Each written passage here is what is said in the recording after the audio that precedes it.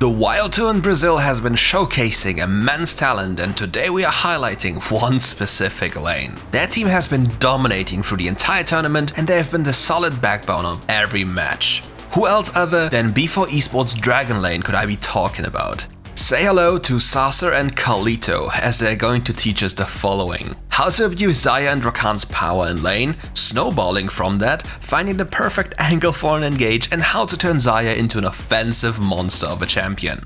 At the beginning of this game, ySacer was given the opportunity to get the very last pick in the draft. Looking at the enemy team composition, you can notice a very apparent theme. They want to go in. Using that information and the fact that carli already locked in Rakan to his advantage, ySacer knows exactly what to pick. Xayah. This champion loves to fight enemies that run into her, and with carli's Rakan next to ySacer's Xayah, it's not even a problem if the Xayah has to run at the enemy. Thanks to Rakan's immense power in the form of engaging with his ultimate and second ability, it's an easy feat for Xayah to follow up.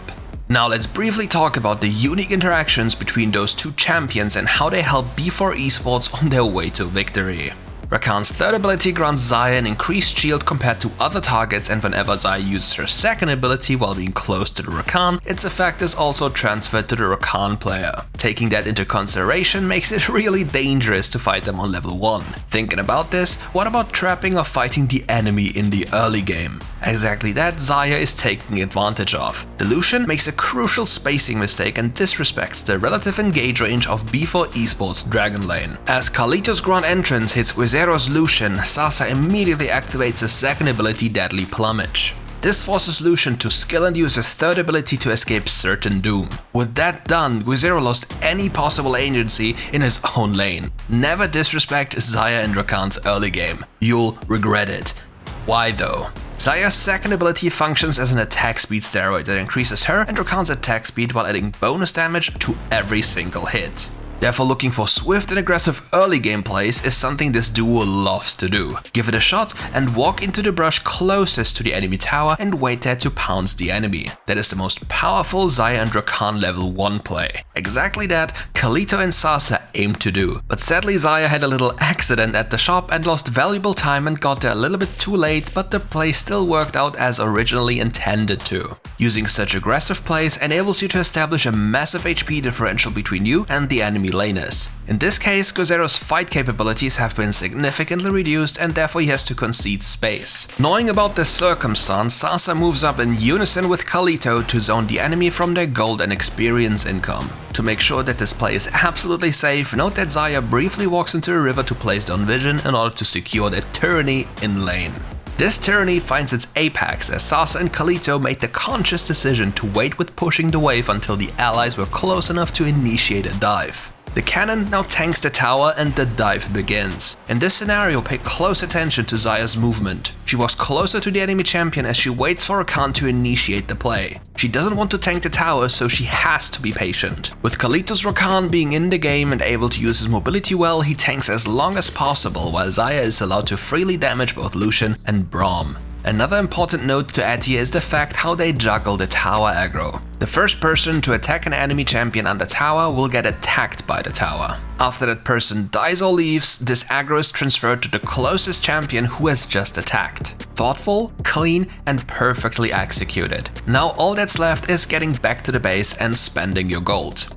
Here's some little extra for the Xayah players who love to play with the Rakan. Xayah can join Rakan's ongoing recall by just walking close enough and then channeling recall herself. Specifically, that interaction is continuously used by carli and ySacer to squeeze out every little possible advantage. Don't undervalue this advice. As an AD carry, you're the most gold-dependent role in the game. You're craving gold more than anyone else, so you have to make sure you waste as little time as possible. That way, you'll scale up the best and the fastest way into the later stages of the game, and your damage will be absolutely insane.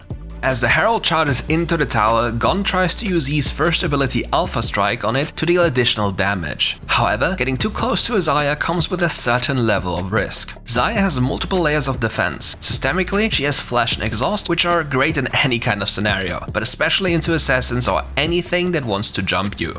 In the following case, note how Xayah responds immediately with a neat little combo. Ysacer casts his first ability, throws out an auto attack and then swiftly recalls his feathers to root the Yi. The damage is done and Carlito grasps this opportunity to find an immaculate engage with his ultimate ability, the quickness, and his second ability, Ground Entrance. Playing off of that initiation, Xayah makes her way forward. Now take a good look at the enemy's champions. Unless she is locked down immediately and bursted within that frame of crowd control, it is impossible for FHG to deal with Ysacer. In an act of frustration to save the game, the Crocodile tries to get on top of Xayah. Brilliant clarity of mind, however, shatters Full House Gaming's hope entirely as Ysacer reads the move, responds to the move, and turns the table into his favor. This highlights the perfect use of Xayah's ultimate ability. Whenever you expecting the enemy to jump and crowd control you, you should use Featherstorm to deny that. That way you create space for yourself, your team, and threaten the enemy team at the same time. If they recklessly chase after you, they'll be torn apart by the onslaught of feathers.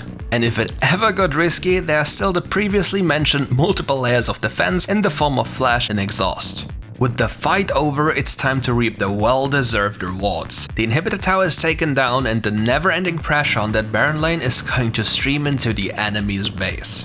Here are two essential Xayah combos you can use in your games. The first is rather straightforward. You cast your first ability, attack once and recall your feathers. This is slightly slower than the following, but a great tool to poke in lane. For the second one, you have to cast your second ability, throw out an auto attack, your first ability, and instantly, as the feathers are still flying towards the enemy, you want to start recalling them with your third ability, Blade Caller. Especially thanks to the delay in the feathers movement, you'll surprise a lot of enemies. With their base open and Baron being available, FHG's hopes are on razor's edge. Can they make it, or will they fall to the hyperscale duo lane of Carlito and Ysacer?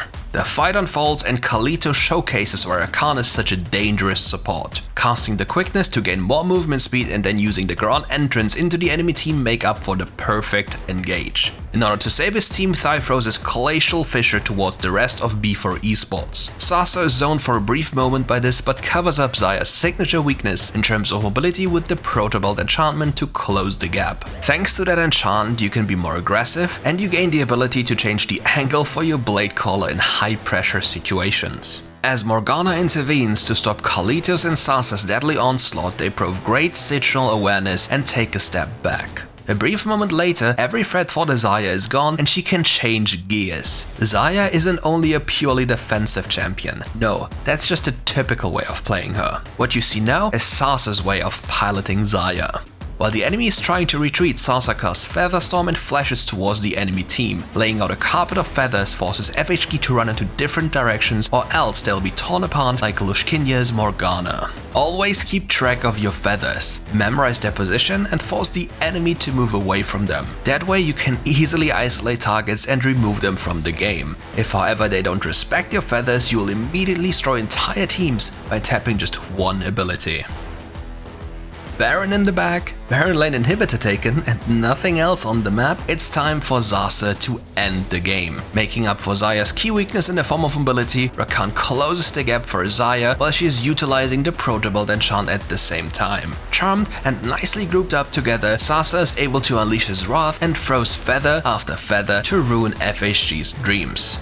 All that's left for us now is to take a closer look at Ysacer and Carlito's performance in numbers. Showcasing how hard it is to touch Xayah, he received less than 380 damage per minute thanks to the help of Carlito. On top of that, Xayah was able to dish out more than 1100 damage per minute while holding 100% KP to his name. Ysacer's incredible performance wouldn't be possible without the assistance of Carlito's Rakan, adding more than 650 damage per minute to Xayah's dominating performance while enabling her, through soaking close to 750 damage per minute, made sure that B4 Esports Dragon Lane claimed their rightful throne.